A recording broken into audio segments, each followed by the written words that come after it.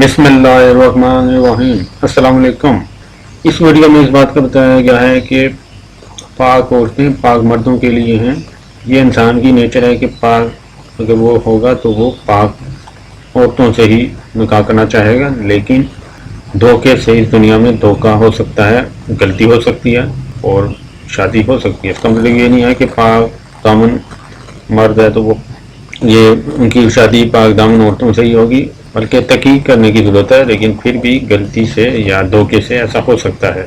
ये जो कुरान में है सूरह नूर की आयत 26 है, नापाक औरतें नापाक मर्दों के लिए और नापाक मर्द नापाक औरतों के लिए और पाक औरतें पाक मर्दों के लिए और पाक मर्द पाक औरतों के लिए।